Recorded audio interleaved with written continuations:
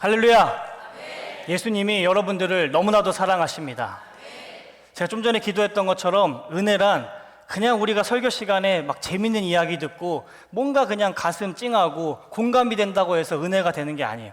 근데 우린 기독교인들은 흔하게 뭔가 기분 좋으면 오늘 은혜로 왔어. 오늘 찬양 정말 은혜로 왔어. 그냥 음악의 선율에 맞게 기분이 좋으면 은혜 받았다고 하는데 결코 그렇지 않습니다. 기독교에서 말하는 은혜란 주님이 나를 구원해 주신 그 은혜, 나의 죄를 더 많이 깨달아서 나는 지옥에 갈 수밖에 없는데 예수님이 나 같은 자도 구원해 주셨구나, 그 은혜. 우리는 그것만 깨달아야지만 은혜예요. 그 외에는 다 그냥 우리의 감정일 뿐입니다. 그렇기 때문에 설교 시간에 은혜 받았다고 할 수 있다는 건 예수님을 더 이야기해야 되는 거고, 우리는 나의 죄를 더 많이 깨달아야 되고, 나의 죄를 더 많이 깨달았는데 이걸 구원해 주신 분이 예수님이구나. 그러면 이제 그게 가장 은혜로운 예배가 됩니다. 이처럼 우리는 인간은 자기 위치에 대해서 너무 잘 알아야 돼요. 자기 위치에 대해서. 내 위치에 대해서 잘 모르면 이 은혜조차도 우리가 헷갈리게 되는 거예요. 우리 인생의 주연은 오직 예수님 뿐이십니다. 우리 인생의 조연은 우리들이에요. 조연. 이 주연이 해야 할 말이 있고 조연이 해야 할 말이 있습니다. 주연으로서 해야 할 말, 그리고 또 조연으로서 해야 할 말. 이 주연이 주연의 말을 하면 얼마나 웃기겠습니까? 우리들이 너무나 좋아하는 이순신 장군 있잖아요. 그 영화로 한 영화가 정말 많은데 그 중에 이제 유명한 게 명량이잖아요. 명량에서 이순신 장군이 신에게는 아직 12척이 남아 있습니다.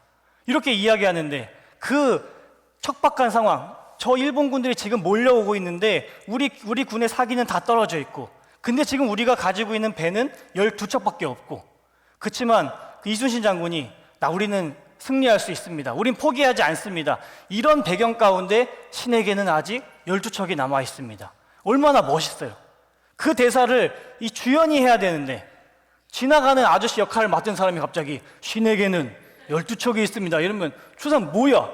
그러면 이 감독이 저 아저씨 빨리 당장 쫓아내라고, 저 사람 빨리 잘라버리라고 이렇게 이야기하지, 그걸 누가 이해해 주겠습니까? 그러니까 우리가 내가 얼마나 열심히 했는지, 내가 얼마나 대단한지, 이런 것들을 자기 자신을 높이고 자기 자신에게 영광을 돌리는 거는 이건 주연 기도예요. 주연 기도. 주님, 내가 이렇게 열심히 했습니다. 주님, 내가 이 정도로 주님을 사랑합니다. 주님, 내가 이 정도로 이렇게 했는데 주님 이거 꼭 알아주셔야 됩니다. 주님, 나 영광 좀 주십시오. 이거는 주연이 해야 할 말이에요. 조연이 해야 할 말이 아닙니다. 그러니까 나 스스로 높이는 기도는 적그리스도적 기도예요. 예수님을 대적하는 기도. 주님, 내가 벌써 신앙생활한 지 30년이 지났습니다. 벌써 40년이 지났습니다.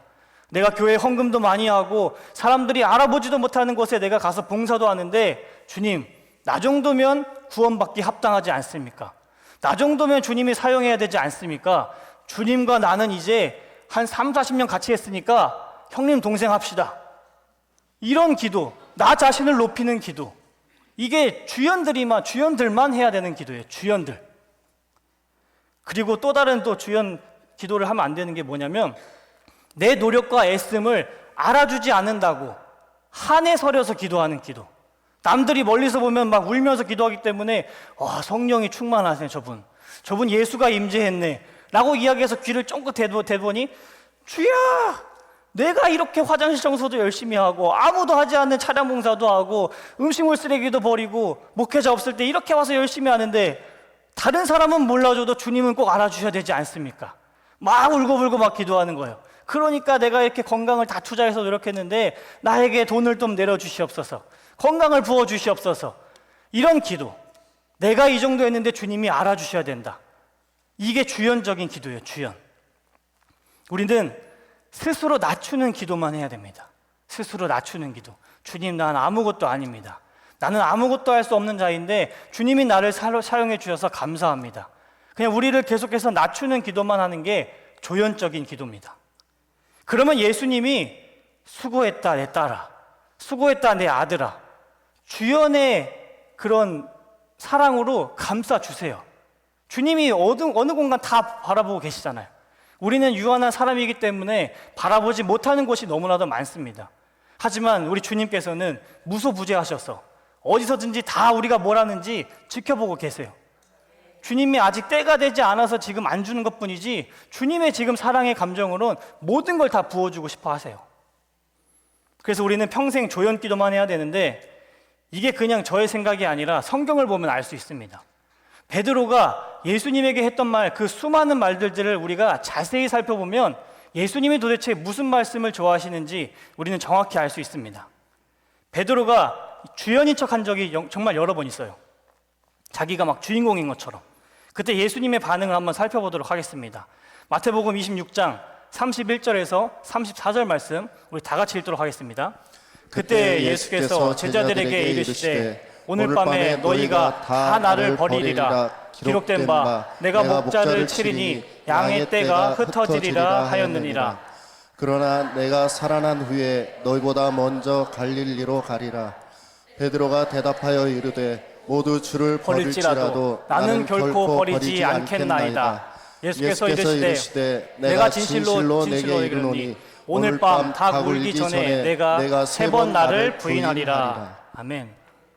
예수님이 제자들에게 자신이 팔려갈 걸 이미 얘기했어요. 내가 팔려갈 때 너희 12명 전부 다 남지 않고 다 싹 다 도망간다. 이러니까 베드로가 주님, 모두가 다 도망가도 저는 절대 떠나지 않습니다. 저는 주님의 오른팔 아닙니까? 제가 떠나면 주님 어떡합니까? 제가 주님 지켜드리겠습니다. 막 이렇게 자신 있게 이야기하니까 주님이 화가 나셔서 그냥 떠나는 것도 아니고 베드로 너는 그냥 나를 무서워서 떠나는 것이 아니라 닭이 울기 전에 넌 날 3번 저주할 것이다. 자기가 마치 예수님을 지킬 수 있는 것 마냥 주연의 행세를 하니까 예수님께서 아주 크게 혼내셨습니다. 그리고 예수님이 십자가에서 죽으신다는 것을 말씀하실 때 베드로가 또 주연인 척 또 이렇게 껴들어요. 그랬더니 또 혼납니다. 마태복음 16장 21절에서 23절 말씀 우리 다 같이 읽도록 하겠습니다. 이때로부터 예수 그리스도께서 자기가 예루살렘에 올라가 장로들과 대제사장들과 서기관들에게 많은 고난을 받고 죽임을 당하고 제3일에 살아나야 할 것을 제자들에게 비로소 나타내시니 베드로가 예수를 붙들고 항변하여 이르되 주여 그리 마옵소서 이 일이 결코 죽기에 미치지 아니하리이다. 예수께서 돌이키시며 베드로에게 이르시되 사탄아 내 뒤로 물러가라. 너는 나를 넘어지게 하는 자로다. 내가 하나님의 일을 생각하지 아니하고 도리어 사람의 일을 생각하는도다 하시고. 베드로가 또 예수님이 나는 십자가에서 죽어야 된다 이야기하니까 주님 결코 돌아가지 마십시오. 주님 돌아가시면 안 됩니다. 주님이 돌아가시면 우리 지금 어떡합니까? 절대 돌아가지 마십시오. 지금 주연이 죽어야 된다는데 조연이 죽지 말라는 거예요. 여러분 중증외상센터 보셨죠? 거기서 주연이 막 수술해서 살려야 되는데 옆에 있는 조연이 수술하지 말라고 지금 막 말리는 거예요. 살려야 되는데 예수님이 지금 죽으셔야지만 우리 죄를 살려내는데 갑자기 조연에 불과한 베드로가 주님 죽으시면 안 됩니다. 자기 지금 죄가 어떻게 회개받는지 모르고서 그냥 열심으로 주님 돌아가시면 안 됩니다. 그러니까 예수님이 더 심하게 사탄아 물러가라. 예수님께서 화내시는 거예요. 베드로가 이렇게 많이 혼났는데 베드로가 혼나지 않고 아주 손에 꼽히는 칭찬을 들은 적이 한 번 있습니다. 예수님이 사람들에게 성찬에 대해서 설명해 주실 때 수많은 사람들이 이야기했어요. 이 말이 어렵도다. 이 말을 우리가 어떻게 이해하겠는가 하고 전부 다 떠났어요. 그래서 예수님이 제자들에게 너희도 가려느냐 라고 이야기하셨습니다. 그러자 베드로가 생명의 말씀이 여기 있는데 내가 어딜 가겠습니까? 자기의 영생이 지금 주님 앞에 있다는 거예요. 너희도 가려느냐? 내 말이 어려우니까 너희도 갈 거냐? 그러니까 베드로가 영생의 말씀, 생명의 말씀이 지금 주님 앞에 있는데 내가 어딜 가겠습니까? 내가 지금 주님으로부터 떠나면 내 생명은 없다고 고백하는 겁니다. 내가 지금 예수님을 떠나서 더 쉬운 이야기, 더 편한 인생을 산다고 할지언정 예수님으로부터 내가 떠나면 도대체 나에게 무슨 생명이 있겠습니까? 이야기하면서 주님 곁에 납작 엎드리는, 내 생명이 나에게 있는 것이 아니라 예수님께 있다는 간절한 고백이었습니다. 그러니까 예수님께서 정말 좋아하시면서 베드로를 칭찬하셨어요. 예수님은 창조주이시기 때문에 영광 받으시기에 합당하신 분이십니다. 예수님이 누군가의 뒷바라지를 해주시는 그런 천한 분이 아니세요. 예수님이 제자들에게 어떻게 우리가 기도를 해야 되는지 한번 알려주신 적이 있어요. 제자들에게. 그때 조연의 기도를 정확하게 알려주십니다. 누가복음 17장 5절에서 10절인데 제가 5절만 먼저 읽도록 하겠습니다. 사도들이 주께 여짜오되 우리에게 믿음을 더하소서 하니. 사도들이 갑자기 예수님에게 예수님 우리에게 믿음을 좀 더해 주십시오 라고 이야기합니다. 근데 이게 우리가 믿음을 더하소서 이야기하니까 내가 지금 가지고 있는 믿음과 똑같은 믿음을 나에게 더해 주세요 이런 내용이 아니라 영어 성경을 보면은 increase라고 해요. 상승하다, 성장하다. 그러니까 주님 우리가 지금 믿음이 작습니다. 그러니까 우리의 믿음을 성장하게 도와주세요 라고 이야기하는 거예요. 도대체 왜 갑자기 제자들이 주님 우리의 믿음을 성장시켜 주세요 라고 이야기할까요?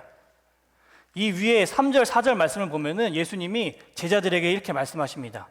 죄인을 사랑해라. 너희 형제 중에 만약에 너에게 죄를 저지르면 네가 그들 경고해라.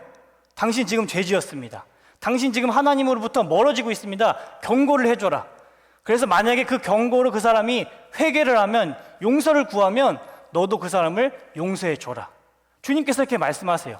그리고 하루에 만약에 7번이라도 누군가 너에게 죄를 저지르면 네가 그 죄를 경고해 주고 그들이 7번 동안 회개를 하면 너는 그 7번 다 용서해 줘라.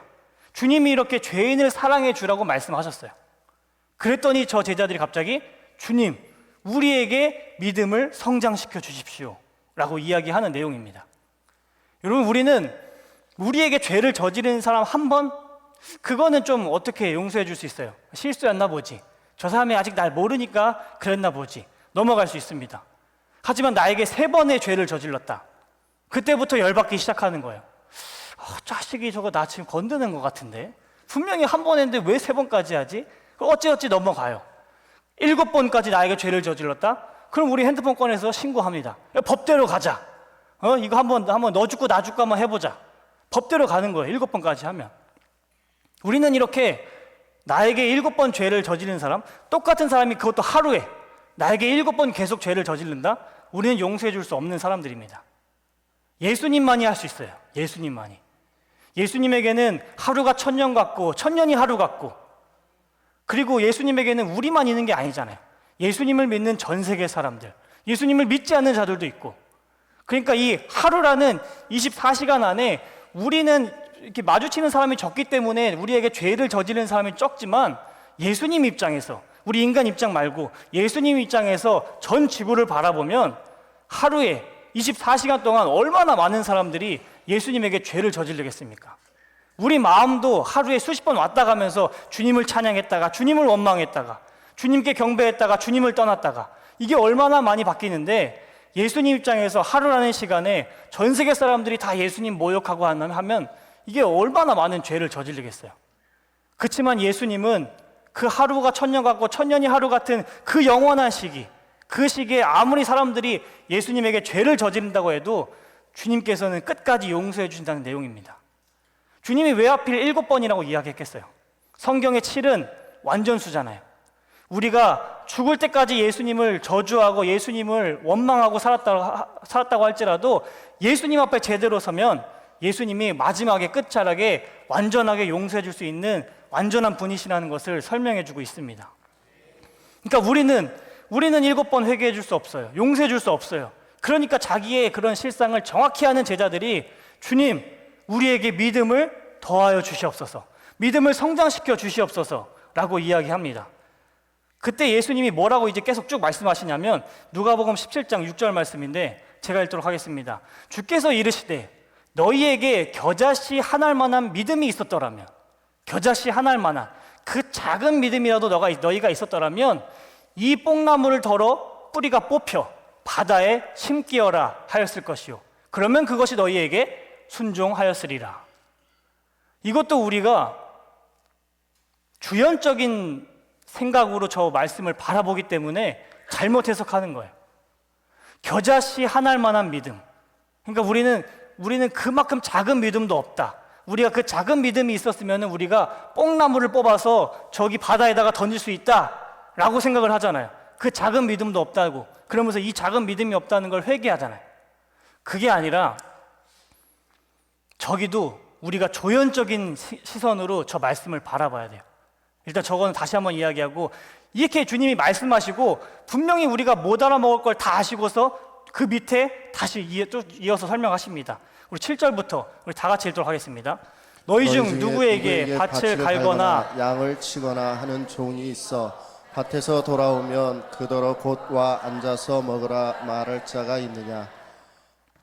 도리어 그더러 내 먹을 것을 준비하고 띠를 띠고 내가 먹고 마시는 동안에 수종을 들고 너는 그 후에 먹고 마시라 하지 않겠느냐? 명한 대로 하였다고 종에게 감사하겠느냐? 이와 같이 너희도 명령받은 것을 다 행한 후에 이르기를 우리는 무익한 종이라 우리가 하여야 할 일을 한 것뿐이니라 할지니라. 아멘. 그러니까 만약에 우리가 주인으로서 종이 있다고 한번 생각해 보세요. 내 종이 밭도 갈고 양도 치고 하는 종들이에요. 그 종들이 지금 열심히 일하고 있는데 주인인 우리가 집에 딱 도착했을 때 이들이 지금 막 달려올 거 아니에요. 우리는 외부의 일 때문에 아니면 뭐 비즈니스 때문에 나갔다가 마당 저 멀리서부터 우리 주인이 돌아올 때 밭을 갈고 양을 하던 종들이 멀리서 주인님 오셨다, 우리 빨리 밥을 준비하자 하고 막 달려가가지고 요리를 막 합니다. 그럼 주인이 와가지고 씻고 옷을 갈아입고 뭐 하는 동안 밥이 다 차려지겠죠. 그때 밥을 먹을 때 주인이 종에게 아이고 종님 감사합니다, 내가 이렇게 걸어오는데 저렇게 하던 일도 멈추시고 나에게 음식을 대접해 주시니 우리 노예님들 감사합니다. 주인이 그러겠습니까? 아니면 여러분들 멀리서 지금 일하고 왔으니까 여러분들 먼저 드세요, 저는 나중에 먹고 제가 설거지도 하고 제가 식기세척기 다 돌려놓겠습니다, 이렇게 주인이 이야기하겠습니까? 안 해요. 그 사람들이 내가 먹을 때 물 좀 갖다 줘라, 빵이 떨어졌다, 국이 좀 모자라다 좀 더 갖다 줘라, 다 갖다 주고 난 뒤에 뒷정리까지 다 하고 그 다음에 너희가 이제 알아서 먹어라 라고 이야기합니다. 그런데도 불구하고 그 노예들은, 종들은 칭찬을 해주면 그냥 저는 종으로서, 그냥 저는 노예로서 할 일을 한 것뿐입니다 라고 이야기하는 게 그들의 위치라고 이야기해 주세요. 지금 이 관점으로 다시 한번 우리가 누가복음 17장 6절 말씀을 보면 그 뽕나무, 우리는 그 뽕나무를 뽑게 할 사람이 우리라고 생각해요. 작은 믿음이 없어서 뽕나무를 뽑지 못한 게 우리라고 생각하고, 우리에게 믿음이 강하면 우리가 뽕나무도 뽑아서 바다로 던질 수 있다라고 생각합니다. 그러니까 우리가 이런 믿음이 잘못 들어오면 나에게 조그만한 믿음이 없어서 저랬구나, 그럼 내가 강한 믿음을 가지면, 강한 확신을 가지면 뽕나무도 뽑게 할 수 있겠구나. 그리고서 딱 이렇게 묵상을 새벽에 이렇게 아주 악마 같은 묵상을 한 다음에 베란다의 문을 딱 열어서 봤는데 우리 아파트의 앞에 건물이 하나 있는 거예요. 조명이 다, 전경이 다 좋은데 이 아파트만 없어지면 좋을 것 같아. 그때부터 두 손을 들고 막 하는 거예요. 주님, 이 건물을 뽑아 주시옵소서. 이 뿌리를 뽑아서 저기 외곽에 다 던져버리시고 우리의 지금 나의 조경에 아주 창창대로로 아주 멋있는 전경을 나에게 선물해 주시옵소서. 믿습니다. 막 열심히 기도한다고 건물이 뿌리 뽑히나요? 아니에요. 또 이런 또 악마 같은 생각으로 우리는 그리스도인이니까 우린 빛 가운데 걸어가고 있잖아요. 이 대출의 빛들. 그래서 기도하는 거예요. 주님, 대출의 뿌리를 뽑아 주시옵소서. 난 주님이 전능하시기 때문에 나의 대출 빚 다 갚아주실 걸 믿습니다. 믿습니다. 아멘, 아멘, 아멘. 막 새벽에 막 절대시간 하는 거예요. 대출 뽑힐지어다 이러면서. 여러분, 이게 뽑힐까요 그러면? 다시 한번 그 말씀 띄워주세요. 11장 6절 말씀. 그러니까 이게 지금 뽕나무에게 명령하시는 분은 주어는 너희에게라고 이야기하고 있지만 지금 예수님이에요. 예수님이, 그리고 뽕나무는 우리입니다. 예수님이 우리에게 너희의 뿌리를 뽑아서 바다로 가라 하면은 우리는 그 말씀에 순종할 수밖에 없다는 거예요. 왜냐하면 겨자씨 하나일 만한, 겨자씨가 죽어서 많은 열매를 맺잖아요. 예수님이 죽으심으로써 많은 생명이 열렸습니다. 그렇기 때문에 예수님이 우리에게 너희 뿌리 뽑혀서 가, 너희 지금 율법과 계명의 뿌리 뽑아서 생명의 예수로 넘어가, 너희 지옥의 뿌리에 뽑아서 유리바다로 넘어가 라고 이야기하면 우리는 그냥 주인님이 이야기했으니까 우리 종이 그냥 할 일을 한 것뿐입니다 하고 넘어가라는 거예요. 그렇지만 우리는 아직까지도 주연적인 생각, 내가 주인공인 생각이 있기 때문에 저 말씀을 읽으면 나에게 지금 믿음이 없어서 내가 뽕나무를 못 뽑았구나, 내 안에 있는 지금 쓴뿌리 내가 믿음이 없어서 못 뽑았구나, 내가 뽑아야지. 예수님이 뽑아서 나가라고 해야지만 나갈 수 있는 건데 내가 못했구나. 이게 왜 그러겠습니까? 우리가 주연으로서 우리가 성경 말씀을 바라보니까 마치 내가 지금 믿음이 있어야지만 뽕나무를 뽑을 수 있다고 생각하는 이 적그리스도적 신앙입니다. 이처럼 우리는 주연으로서 성경을 바라봐요. 주연으로서, 주인공으로서. 예수님을 진짜 사랑하면 우리는 예수님에게 미안하다는 말밖에 나오지 않습니다. 예수님을 진짜 사랑하면. 서로가 사랑하는 부부 중에 한 명이 지금 죽음의 기로에 지금 딱 섰다고 생각해 보세요. 갑자기 교통사고든지 아니면 건강의 문제 때문에 갑자기 죽음 앞에서 지금 누워 있으면서 그 사랑하는 아내, 사랑하는 남편에게 마지막 한마디를 해야 된다면 도대체 무슨 이야기를 하겠습니까? 미안하다고 하겠죠. 당신은 지금까지 이런 어려움을 겪지 않아도 되는데 나같이 성격이 까탈스러워서 미안해. 내가 다 이해해주고 다 너그럽게 해줬어야 되는데 그렇게 하지 못한 건 미안해. 내가 그동안 당신에게 사랑한다고 이야기 못한 건 미안해. 다 마지막에는 다 미안하다는 거예요. 설마 여기서 다 죽어가는데 여보, 당신이 끓여줬던 그 된장찌개 너무 짰어. 죽음 앞에서 그러겠습니까? 죽음 앞에서? 아니면은 지금 내 옷이 더러우니까 좀 빨래 좀 해줘, 등 좀 긁어줘, 돈 좀 빌려줘. 죽기 전에 뭘 부탁하겠어요? 미안하다고 하는 거지. 그만큼 사랑했는데 내가 그만큼 사랑을 표현하지 못했으니까. 그것처럼 우리가 예수님에게 죄송하다, 예수님에게 내가 미안하다 라는 고백이 나오지 않는다는 건 예수님을 사랑하지 않는다는 뜻이에요. 예수님을 진짜 사랑하면 우리는 예수님에게 죄송한 것밖에 없어요.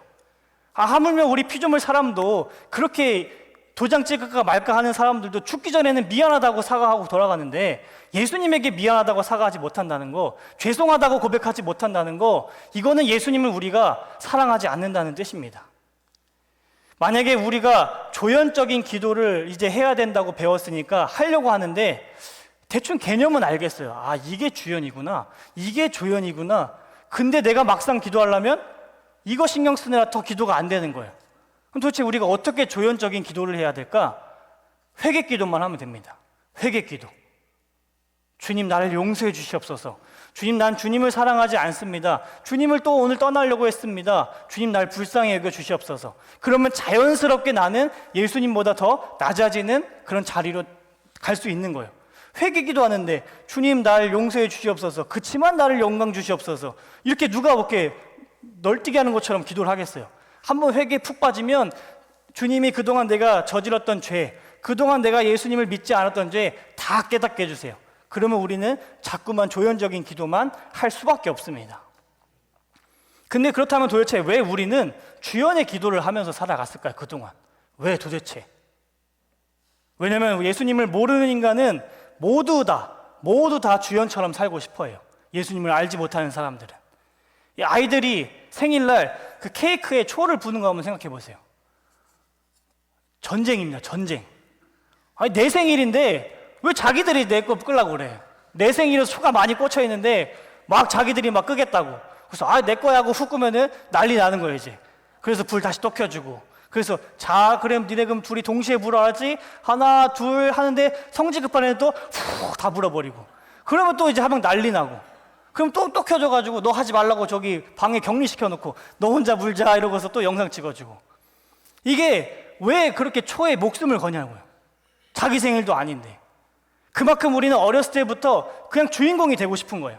엄마 생일이든지 아빠 생일이든지 동생 생일이든지 언니 생일이든지 다 필요 없어요. 그냥 내가 그날 주인공이 되고 싶은 거예요. 누가 알려줬습니까, 애들에게? 애들이 그냥 보니까 저 초를 부는 사람이 뭔가 축하를 받는구나, 주인공이구나, 그럼 나도 저기 가야지. 그냥 주인공이 되고 싶은 거예요. 예수님을 모르는 우리 입장에서. 그렇게 우리는 평생 동안 주연처럼 살았는데 갑자기 이런 주연적인 관점에서 성경을 딱 폈을 때 내가 조연이었네? 이런 생각을 우리가 어떻게 할 수 있겠습니까? 그러니까 예수님은 안 보이고 사람들, 가주어에 보이면서 인물들이 어떻게 했는지, 어떻게 성장하고 어떻게 성공했는지 거기에만 집중하기 시작하는 거예요. 다윗이 이렇게 해서 왕이 됐구나. 사울은 이렇게 해서 이렇게 타락했구나. 그러면 나는 이렇게 하지 말고 이렇게 하지 말아야지. 나도 이렇게 해서 잘 가야지. 자연스럽게 우리는 주연적인 생각을 가지면 율법으로 갈 수밖에 없는 거예요. 이렇게 해야 되는구나. 이렇게 하면 안 되는구나. 그리고 공교육이 일단 우리를 주인공으로 만들어요. 너희 성공해라. 너희 돈 많이 벌어야 된다.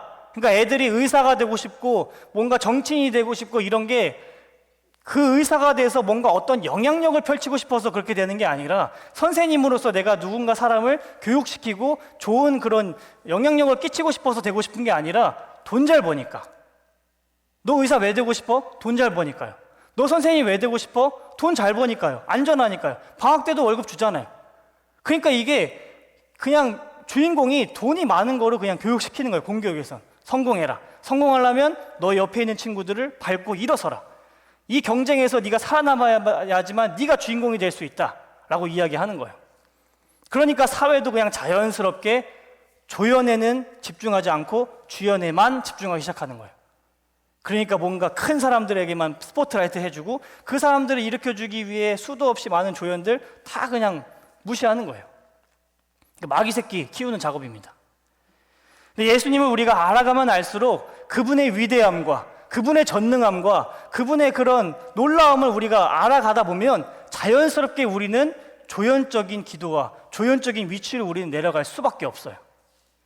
이처럼 우리는 예수님에 대해서 모르면 누가 주연인지 누가 조연인지 우리는 전혀 알 수 없습니다. 그냥 내가 기분 좋으면 내가 주연 되고 내가 오늘 기분 나쁘면 그냥 한번 또 조연으로 내려갔다가 다시 한번 또 주연 올라가고 싶어 하고, 그래서 우리는 예수님을 제대로 알아야 되는 거예요. 오늘의 본문 말씀에서 예수님이 그 제자들에게 능력을 부어주시고 유대인들에게 전도를 하라고 말씀하십니다. 누가복음 9장 6절 한 절 우리 다 같이 읽도록 하겠습니다. 제자들이 나가 각 마을에 두루 다니며 곳곳에 복음을 전하며 병을 고치더라. 예수님이 제자들에게 능력을 부어주시고 각각 마을에 지금 보내면서 복음을 전해라, 예수님을 전해라 라고 이야기하십니다. 이때 제자들이 지금 전도를 하러 가는 게 유대인들 마을이에요.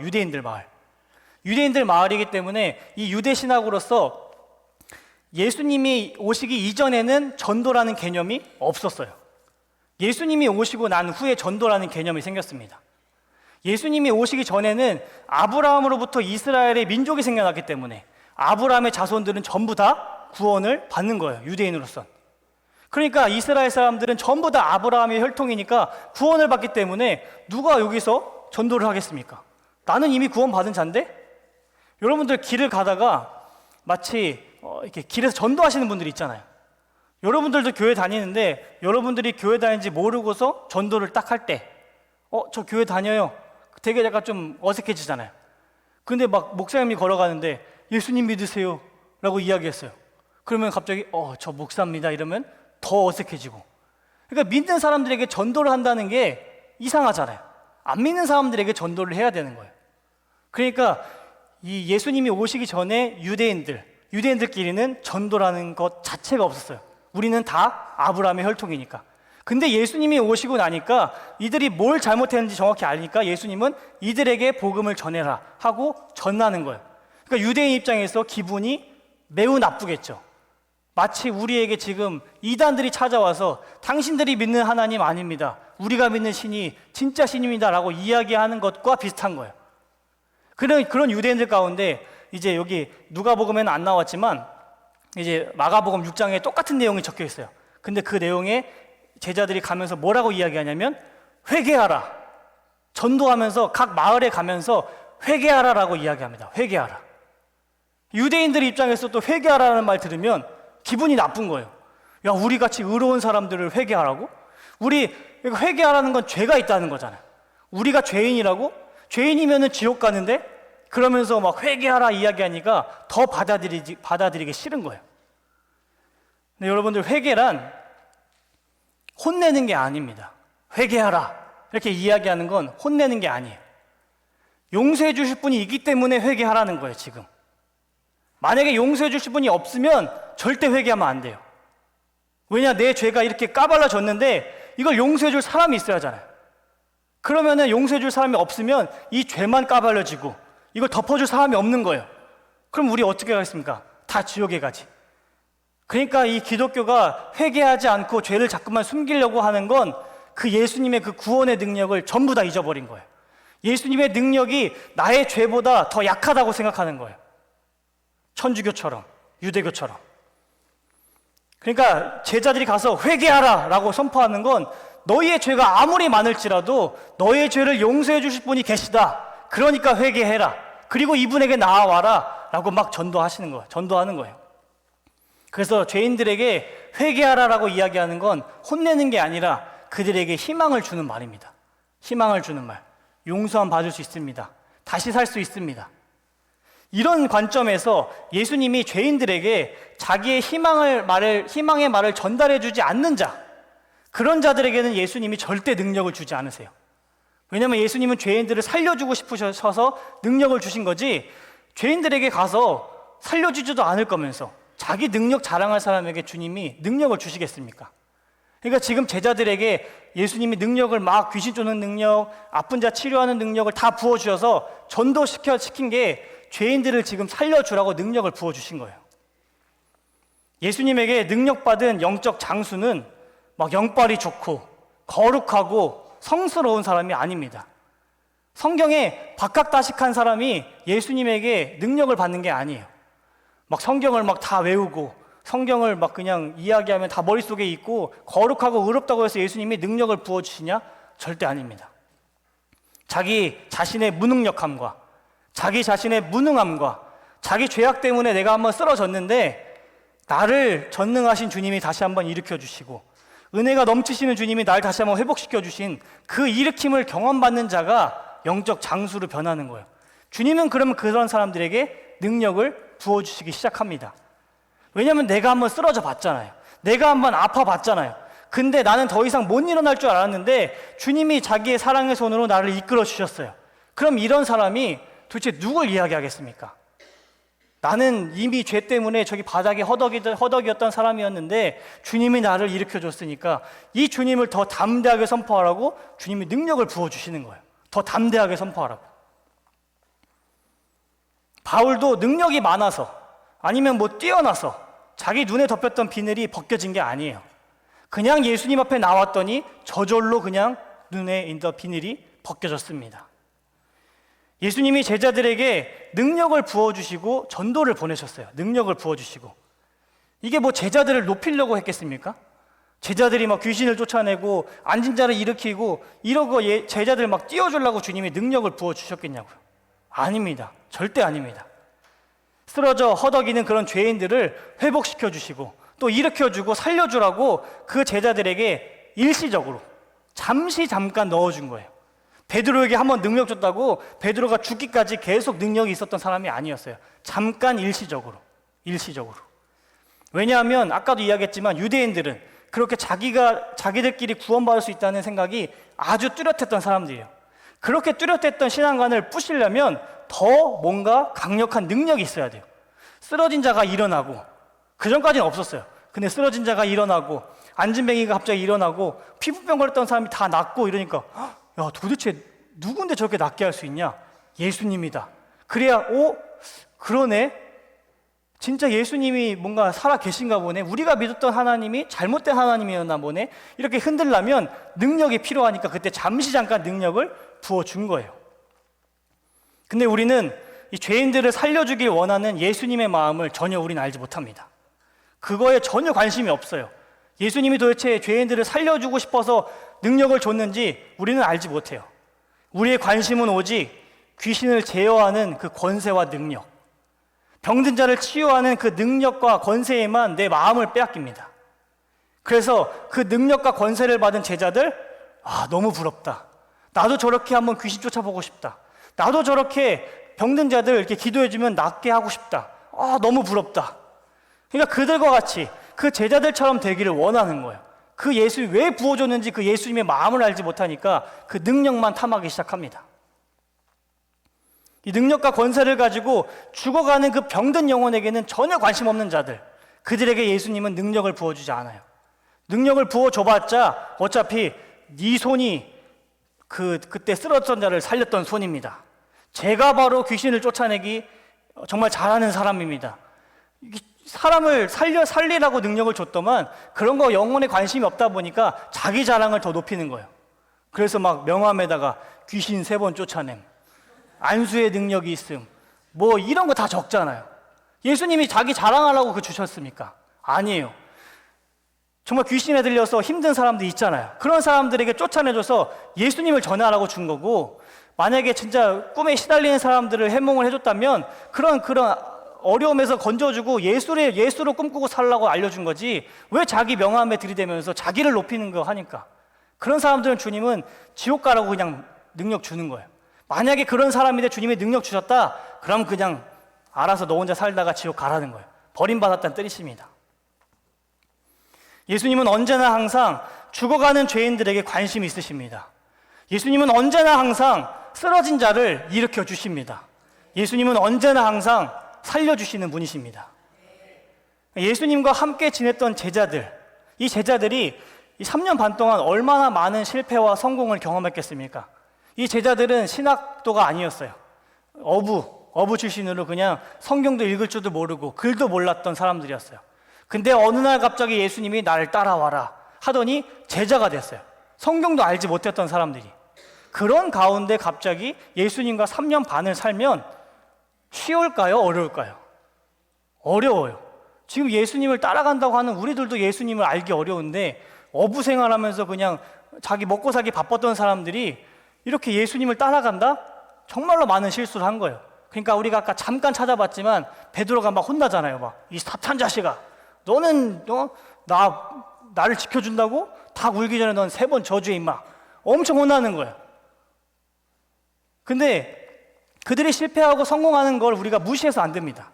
그들이 실패하고 어떻게 성공했는지, 그리고 그 연약했던 믿음이 어떻게 견고해졌는지 우리는 그들의 삶을 통해서 영적 교훈을 얻어야 돼요. 아, 주님은 이렇게 살리시는구나. 주님은 이런 자들을 사용하시는구나. 그걸 알라고 지금 이 사람들이 열심히 실패하고 열심히 성공하는 거예요. 그래서 지금 우리가 또 베드로에 대해서 한번 알아볼 건데, 먼저 예수님이 제자들에게 귀신 쫓는 능력, 그리고 병든 자를 고치는 능력을 아주 잠깐 일시적으로 가득 부어주셨어요.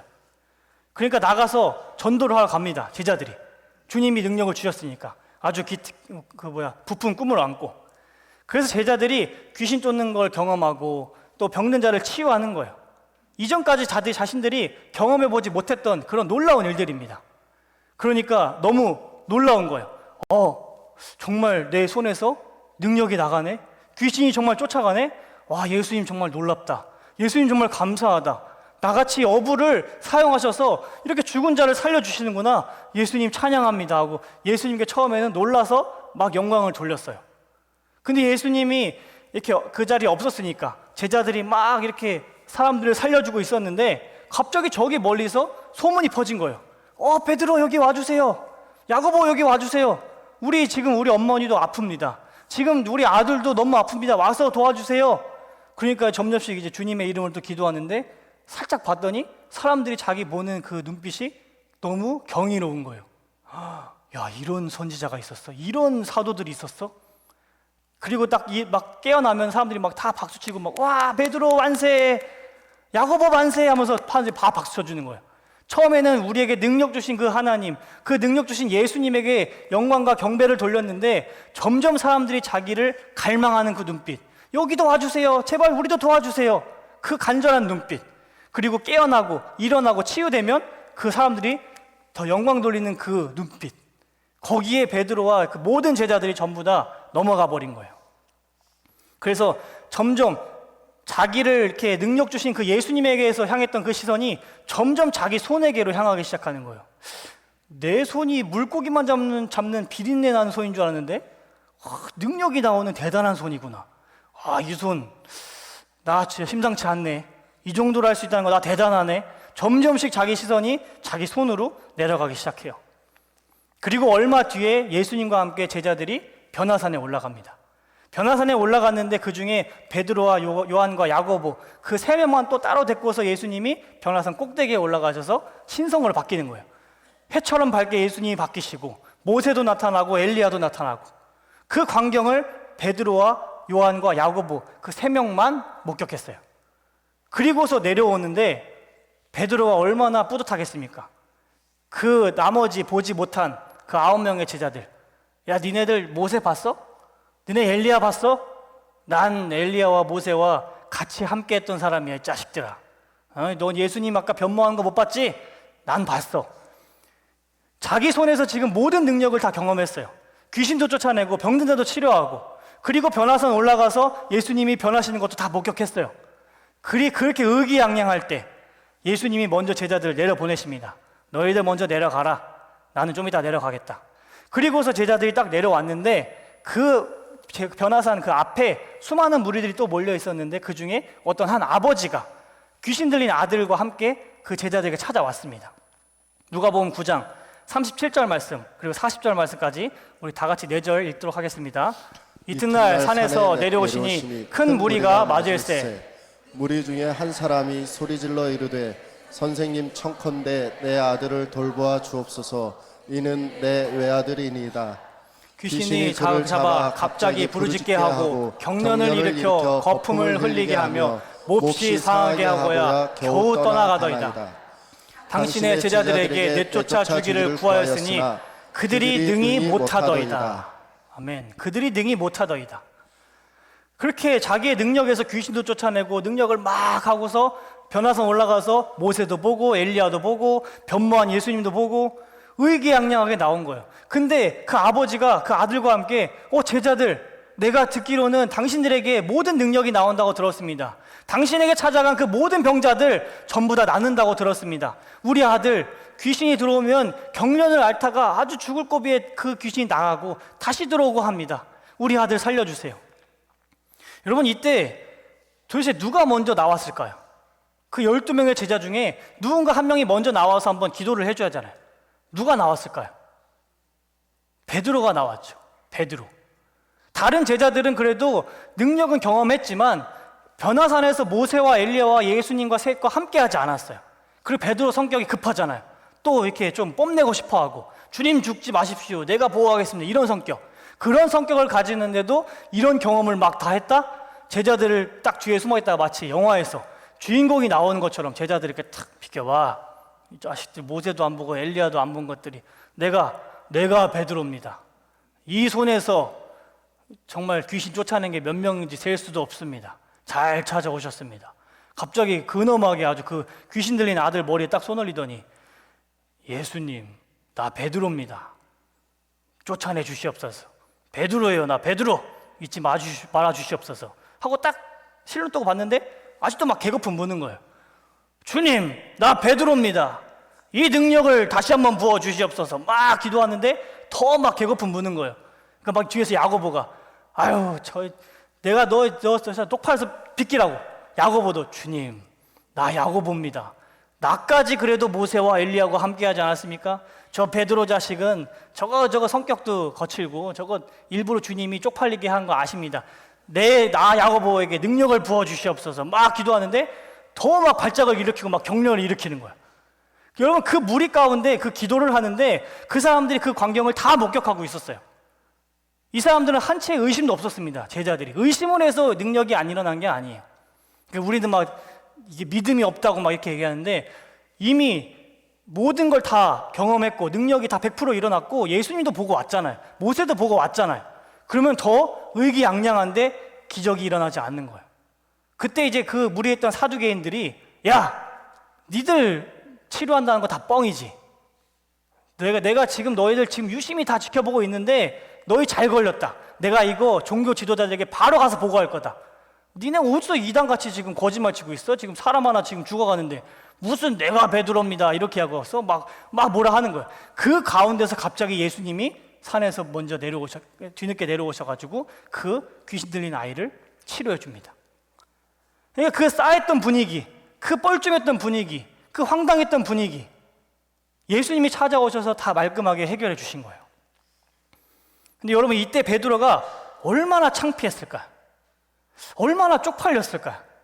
아주 의기양양하게 나 베드로 잘 찾아왔습니다 막 기도를 하는데 더 개거품 물고 막 쓰러지고, 얼마나 쪽팔리겠어요 이게. 그러니까 변화산에서 내려올 때는 제일 먼저 아주 내려왔어요. 의기양양하게 모세와 엘리야가 함께한 이 베드로, 내가 먼저 가겠다, 이 똘마니들 10명 다 따라와라, 내려왔어요. 근데 그 사건을 경험하고 난 뒤에 집으로 돌아가는데 베드로는 제일 뒤에서 고개 숙인 채 따라갑니다. 엄청 쪽팔리거든요. 엄청 무너졌거든요 지금. 그러면서 걸어가면서 고개도 들 수 없기 때문에 고개를 이렇게 푹 숙이고 걸어가는데 자기 손이 또 보이는 거예요. 자기 손이. 그전까지는 비린내났던 손에서 내가 능력 많은 손이 된 줄 알고 이 손을 뚜려들어 쳐다봤는데, 그렇게 쪽팔림을 경험하고 나니까, 그렇게 큰 실패를 경험하고 나니까 집 돌아갈 때 고개를 숙이며 자기 터덜터덜 내 손을 봤는데 정말 초라해 보이는 거예요. 다시 비린내 나는 손처럼 보이기 시작하는 거예요. 이 손에서 도대체 뭐가 나올 수 있겠냐? 나에게는 정말 능력이 없구나. 나는 정말 아무것도 아닌 자구나. 주님이 잠깐 능력 부어주셔서 내가 잠깐 능력을 행사한 거지, 주님이 날 떠나시면 다시 또 비린내 나는 손으로 바뀔 수밖에 없구나. 다시 한번 자기 손에 주목하기 시작하는 거예요. 이렇게 창피하고 얼굴이 화끈거리고 쪽팔린 일 경험하면 우린 절대 까먹지 않습니다. 죽을 때까지 이 기억 까먹지 않아요. 정말 잊고 싶은데 내 머릿속에서 잊혀지지가 않습니다. 그때 배운 교훈 절대 잊을 수 없어요. 그렇기 때문에 예수님은 우리를 이렇게 교육해 가십니다. 쪽팔림을 당해서라도, 실패를 당해서라도 예수님을 알려주고 싶으셔서 그렇게 우리를 교육해 가세요. 왜냐하면 좋게 하면 말을 안 듣거든요. 너희 손에서 능력이 나올 수 없어 얘들아. 네 예수님 이러면서. 우리 베드로 들었어요? 너희 손에서 나올 수 없어요? 친절하게 이야기하면 듣질 않는 거예요. 그러니까 그냥 그렇게 쪽팔림을 수많은 사람들, 조그마한 사람들도 아니고 수많은 사람들, 사두개인들, 종교 지도자들에게 자기 위험에 갈 때까지 궁지에 몰아놓고 쪽팔림을 당하게 시키는 거예요. 왜냐하면 우리가 예수님의 말을 듣지 않는 완악한 마음을 가지고 있으니까. 그러니까 여러분들 주변에서도, 우리 교회 가운데서도, 여러분 주변 사람들 가운데서도 만약에 지금 누군가가 실패하고 허덕이고 쓰러져 있다면 그 사람을 너무 뭐라 하지 마세요. 험담하지 마시고 고소하다고 그 사람을 이야기로 안주 삼지 마세요. 왜냐하면 지금 예수님께서 그 사람을 교육시키시는 중입니다. 그 영혼을 지금 살려주려고 실패를 통해서라도 예수님을 좀 제대로 알게 해주려고 지금 예수님이 교육해 가시는 거예요. 그때는 우리는 그 영혼을 위해서 기도해 줘야 됩니다. 예수님, 이 일을 통하여서 저분이 예수님을 더욱더 굳건하게 믿게 도와주시옵소서. 대신 공개적으로 하면 안 돼요. 공개적으로 이 사람 여기 있는데, 주님, 이 집사님이 지금 이런 시험을 당하고 있습니다. 예수님을 제대로 믿게 도와주시옵소서. 이러면 안 되는 거예요. 그냥 속으로, 마음속으로. 어찌됐건 예수님이 지금 훈련시켜 가고 계시니까.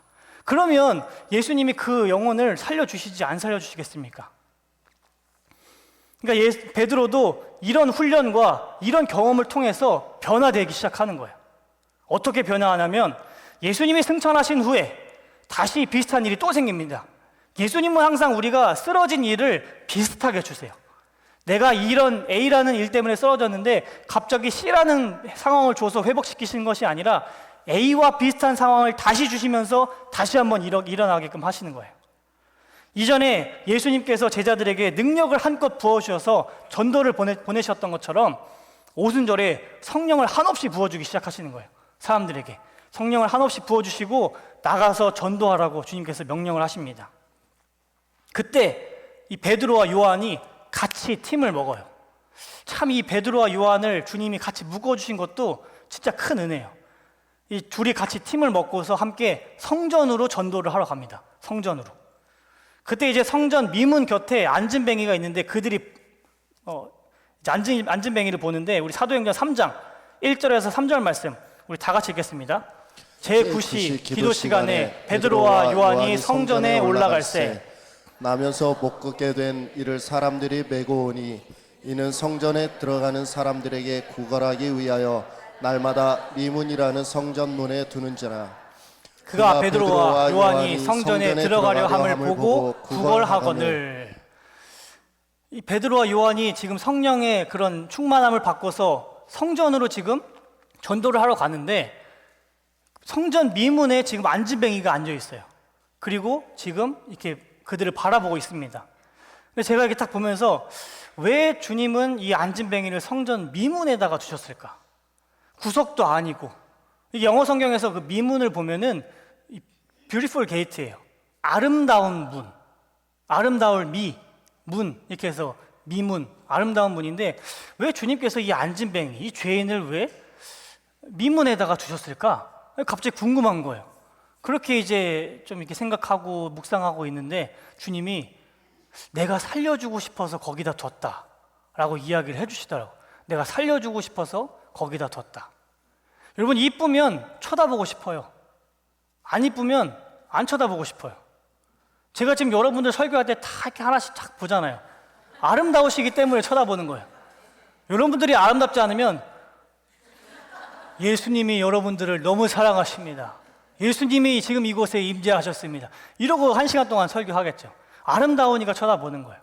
남자들도 길 걷다가 아름다운 여자 보면은 이렇게 쳐다볼 수 없으니까 이렇게 쳐다보고, 여자분들도 갑자기 막 바다 놀러 가는데 막 건장한 남자가 이렇게 막 근육 있는 남자가 옷을 벗고 다니면 막 어머 하지만 다 이렇게 보고 있고, 아름다우니까 보고 싶은 거예요. 아름다우니까. 못생기면 보고 싶지 않습니다. 음식물 쓰레기 우리가 보고 싶습니까? 안 보고 싶어요. 하지만 똑같은 음식인데 부패하기 전에 그 아름다운 음식은 우리가 실컷 보고 싶고, 그러니까 사진도 찍고 막 인스타에 올리잖아요. 그러니까 아름다우면 보고 싶어요. 그러니까 주님이 이 안진뱅이를 그 미문, 그 아름다운 문 앞에 두신 건 살려주고 싶으셔서, 왜냐하면 모두가 다 쳐다보게끔 하려고. 미문을 봤는데 와, 문이 멋있다, 야 디자인 저거 어떻게 한 거야? 쭉 내려보는데 안진뱅이가 밑에 앉아 있는 거예요. 저기 사람이 앉아 있네? 이때 주님이 붙잡아 주신 사람은 가서 전도해서 살리는 거고, 아니면 그냥 다 지나가는 거고. 근데 만약에 이 사람이 아름다운 문이 아니라 냄새나는 문, 구석탱이에 어디 쭈그려 앉아 있으면 누가 쳐다보겠습니까? 주님이 살려주고 싶으셔서 그 자리에 앉아 두셨습니다. 그리고서 이제 그 안진뱅이를 보자 베드로와 요한이 이렇게 이야기해요. 사도행전 3장 4절 말씀 우리 다 같이 읽도록 하겠습니다. 베드로가 요한과 더불어 주목하여 이르되 우리를 보라 하니. 베드로가 요한과 더불어 같이 주목하여 우리를 보라 라고 이야기하는 거예요. 그 안진뱅이에게 우리를 보라. 베드로가 이때 능력 많은 우리를 보라, 돈이 많은 우리를 보라, 놀라운 우리를 보라, 이렇게 이야기했을까요? 아닙니다. 은과 금이 없는 우리, 너를 치료할 수 없는 우리, 무능한 우리, 잘난 척했다가 쪽팔림 당했던 우리, 아무것도 자랑할 것이 없는 초라한 우리, 예수님 말고는 아무것도 없는 우리를 보라. 지금 베드로는 이렇게 이야기하고 있는 거예요. 자기의 손에서 능력이 나갈 때는 우리를 보라 이렇게 할 수 있는데, 이미 쪽팔림과 실패를 경험하니까 너희를 구원할 수 없는 우리를 보라, 너희를 도와줄 수 없는 무능한 우리를 보라, 예수님 말고는 우리가 줄 것 없는 초라한 우리를 봐라. 지금 이렇게 고백하고 있습니다. 이들이 이렇게 변할 수 있었던 건 이전에 그런 창피한 실패가 있었기 때문에 변할 수 있었던 거예요. 창피한 실패가 있었으니까. 우리는 신앙에 있어서 실패란 존재하지 않습니다. 그냥 우리는 넘어지고 쓰러져서 남들은 저 사람 실패했어, 저 사람 저렇게 열심히 뭐 하더니 교회 앞에서 뭐 이렇게 하더니 결국 쓰러졌어, 내가 저럴 줄 알았어. 주변 사람들은 그렇게 이야기하지만 주님은 그 실패를 통해서 다시 한번 예수님이 누구신지 더 뚜렷하게 알려주고 싶은 게 예수님의 마음입니다. 그래서 우리 인생에는 신앙에는 실패는 존재하지 않고 예수님을 더 깊게 알아가는 과정일 뿐입니다. 이 11절부터 아주 중요한 말을 해요. 사도행전 3장 11절에서 12절 제가 읽도록 하겠습니다. 나은 사람이, 그 안진뱅이였던 사람이 결국 나았어요. 예수님의 그 능력으로 그 사람이 손목을 잡고 일으키니까 일어나서 나음을 입었어요. 그 나음을 입었던 사람이 베드로와 요셉을 붙잡기 시작하는 거예요. 어디 가지 말라고, 위대한 사람들이니까 붙잡습니다. 그리고 모든 백성들이 거기 있었던 사람들이 다 멀리서 봤는데 분명히 저 사람 몇 달 동안 몇 년 동안 분명히 안진뱅이였는데 일어난 거예요. 다 보더니 저 사람 그 안진뱅이 아니냐? 모두가 다 놀라기 시작합니다. 그리고 베드로와 요한에게 달려들어서 그 솔로몬 행각이라는 행각에 다 몰아세우는 거예요. 그 수많은 사람들이 몰린 지금 이런 상황입니다. 다음 절 읽겠습니다. 제가 읽겠습니다. 베드로가 이것을 보고, 지금 자기에게 많은 사람들이 몰린 것을 베드로가 보고 백성에게 말하되, 이스라엘 사람들아, 이 일을 도대체 왜 놀랍게 여기느냐? 우리 개인의 권능과 경건으로 지금 이 사람을 걷게 한 것처럼 왜 우리를 주목하느냐? 베드로가 갑자기 이야기하는 거예요. 내가 경건해서 지금 이 사람 낫게 했냐? 내가 지금 의로워서 이 사람 낫게 했냐? 내가 능력이 있어서 지금 이 사람 낫게 했냐? 이건 나의 경건도 아니고 나의 의로움도 아니고 예수님이 하셨는데 왜 우리를 주목하느냐? 이 안진뱅이를 살리신, 죄인을 일으키신 예수님을 바라봐야지 왜 우리를 주목하느냐? 가진 것 없는 초라한 우리를. 그러면서 이제 이 모인 사람들에게 베드로가 막 설교를 하기 시작하는데 성공하는 비법을 알려주지 않았어요. 유머를 하지 않았어요. 그들에게 감동적인 예화를 하지 않았습니다. 그 많이 몰려든 사람들 앞에 설교를 할 때 율법과 계명으로 살라고 이야기하지 않았어요. 예수님을 설교하기 시작했습니다. 너희가 믿는 하나님, 아브라함의 하나님, 이삭의 하나님, 야곱의 하나님, 그 하나님이 예수님을 이 땅에 보내셨다. 그렇지만 너희가 그 예수님을 죄인 취급해서 죽이지 않았느냐? 분명히 그 본디오 빌라도가 너희에게 이야기했다. 이 살인자를 살려줄 거냐? 아니면 아무런 죄도 발견하지 못하는 이 예수를 살려줄 거냐? 그때 너희가 누굴 결정했냐? 너희는 아무 흠없는 예수를 결정한 것이 아니라 살인자인 이 바냐바를 너희가 선택했다. 분명히 그들의 죄를 베드로는 정확히 이야기했어요. 둥글둥글하게 너희 잘못했으니까 예수님 믿어 이렇게 하지 않았습니다. 그들이 어떤 선택을 했고 너희 선택 때문에 예수님이 어떻게 죽었고 베드로는 정확히 그들의 죄를 찌르기 시작하는 거예요. 그러니까 그 사람들이 다 통곡하면서 우리가 어떻게 해야 되냐, 우리가 회개를 하고 싶다라고 예수님을 믿기 시작하는 겁니다. 우리는 이 제자들이 도대체 어떻게 바뀌었는지, 예수님이 이들을 어떻게 훈련시키셨는지 우리는 이것에 주목해야 합니다. 이전에 예수님을 부인했던 그 저주했던 베드로, 자기의 능력이 자기에서 나온다고 스스로를 뽐냈던 그 베드로, 그 베드로가 지금 어떻게 변했는지 우리는 주목할 필요가 있습니다. 우리의 인생은 주연과 조연이 존재합니다. 모든 인간은 내 인생의 주연이 되고 싶어 해요. 내가 주인공이 되고 싶어 합니다. 내가 주연이 돼서 내가 드러나고 내가 영광받고 내가 박수받고 싶어 합니다. 내가 주연이 돼서 아무도 내 말에 토를 달지 않고 내가 그냥 명령하는 대로 다들 고개를 납작 숙이면서 내 인생을 내 마음대로 살아가고 싶어 합니다. 그리고 내가 얼마나 열심히 살았는지, 내가 얼마나 대단한지 스스로 자기를 높이고 자기에게 영광 돌리는 말을 서슴없이 이야기하며 살아갑니다. 근데 이런 생각은 예수님을 모르는 사람들에게만 해당되는 것이지 예수님을 아는 우리는 결코 이런 이야기를 해서는 안 됩니다. 예수님을 믿는 우리는 우리의 위치가 정확히 어디에 있는지 우리는 알아야 합니다. 우리는 입만 열면 예수님을 자랑하고 높이지 못했던 이유, 내 인생의 주연이 바로 나라고 생각했기 때문입니다. 그러나 인생의 주연은 오직 예수님이시며 우리 인생의 조연은 우리들입니다.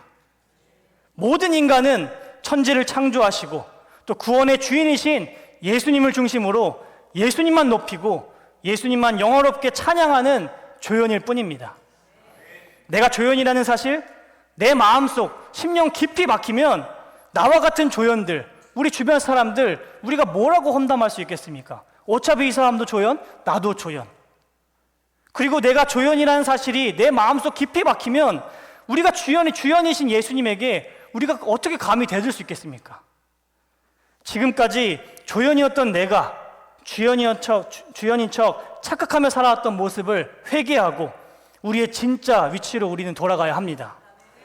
예수님은 주연이시지만 우리를 살려주시려고 조연처럼 아무런 빚도 없이 모든 사람들에게 그냥 무시를 당하셨습니다. 우리는 언제나 예수님을 오해하며 하나님처럼 되고 싶어하는 죄인에 불과하지만 예수님은 우리를 측량할 수 없는 은혜로 사랑해 주십니다. 예수님은 날마다 죄악에 넘어지는 우리를 일으켜주고 용서해주고 싶어 하십니다. 이것이 바로 하나님 아버지의 뜻이고 이것이 바로 예수님의 마음입니다. 무너졌던 우리의 영혼을 지금 이곳에 임재하셔서 다시 한번 우리를 일으켜 주신 주님께 우리 감사와 찬양과 영광의 박수를 올려드립니다. 아멘, 아멘, 아멘.